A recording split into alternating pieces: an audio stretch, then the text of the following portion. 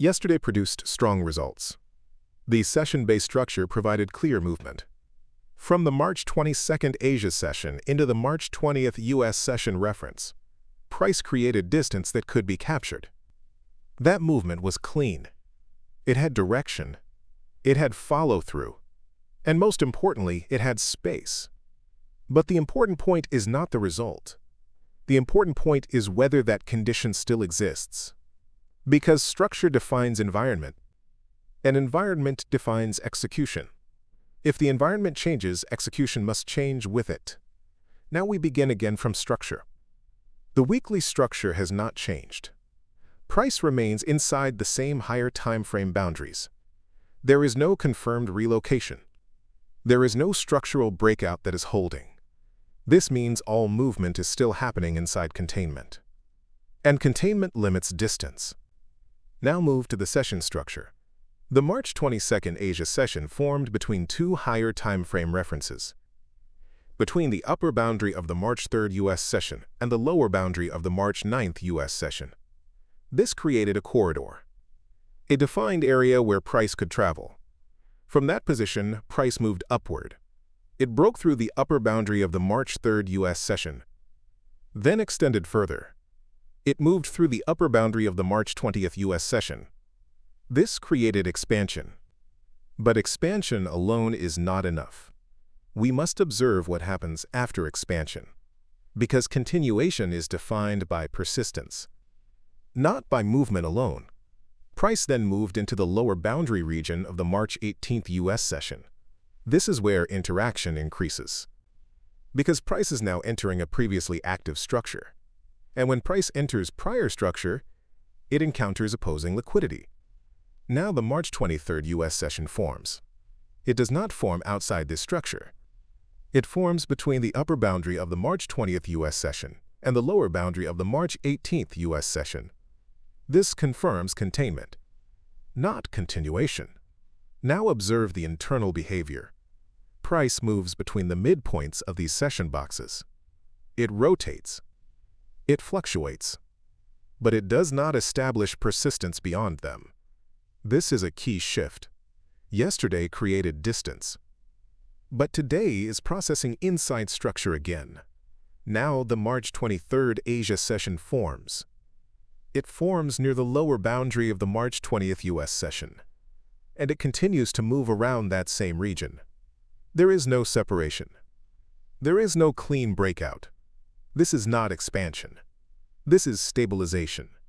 Now we define the environment clearly. Sessions are overlapping again. Price is not separating from structure. Interaction frequency is increasing, and usable distance is decreasing. Moves still exist, but they complete faster.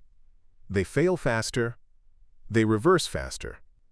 This is the signature of compression returning after expansion. If session overlap continues inside these boundaries, distance will remain limited.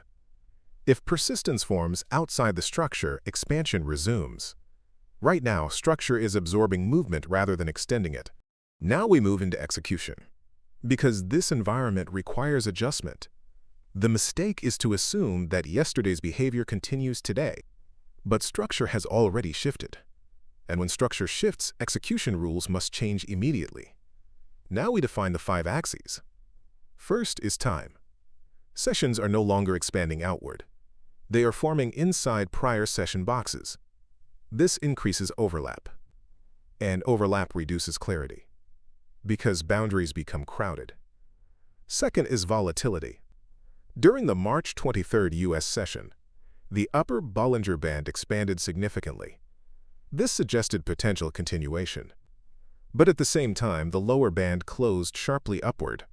This is critical, because it compresses price from below. Now in the Asia session, both bands begin to contract. This signals reduction in expansion, not continuation. Volatility is no longer supporting distance. It is containing it. Third is position. Price is located inside overlapping session boundaries. It is not holding above key structure. It is not accepting higher ground. This means location is neutral, not directional. Fourth is pressure. Slope is inconsistent. It shifts between expansion and flattening. Momentum appears, but does not sustain. This indicates that neither side is controlling structure. Fifth is liquidity. Liquidity is being triggered repeatedly at session boundaries, but not enough to sustain continuation. This creates repeated failure zones, and repeated failure builds friction. Now we translate this into execution. If price approaches the upper boundary of the March 20th US session again and fails to hold, then rejection probability increases.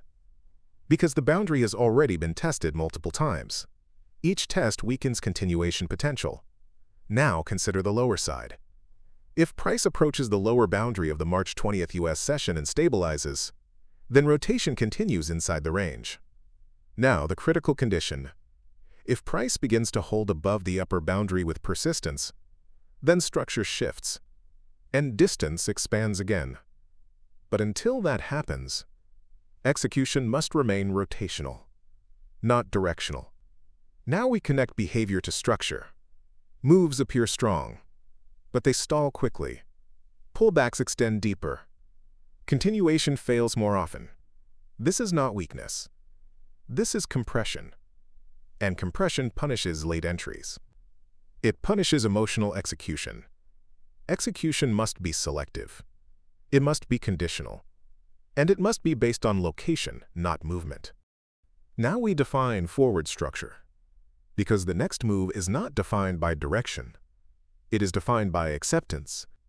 The March 23rd Asia session is critical. It is forming at the lower boundary of a key session structure, and it is not leaving that area. This indicates that price is negotiating value, not escaping it. Now we define 3 possible conditions. First condition. Price holds above the upper boundary of the March 20th US session. If that happens, then the structure transitions from compression to expansion. Distance becomes available again. Continuation becomes valid again. Second condition. Price continues to move between the upper and lower boundaries. If that happens, then rotation continues, and interaction frequency increases further. Distance becomes unreliable. Execution becomes more difficult. Third condition. Price fails below the lower boundary and holds below it. If that happens, then the structure shifts downward, and prior support becomes resistance. Now we connect this to the 5 axes again. Time shows increasing overlap. Volatility shows expansion followed by contraction. Position shows price inside structure. Pressure shows no sustained dominance. Liquidity shows repeated activation at boundaries. All 5 axes align. This is not a clean trend. This is a transition phase.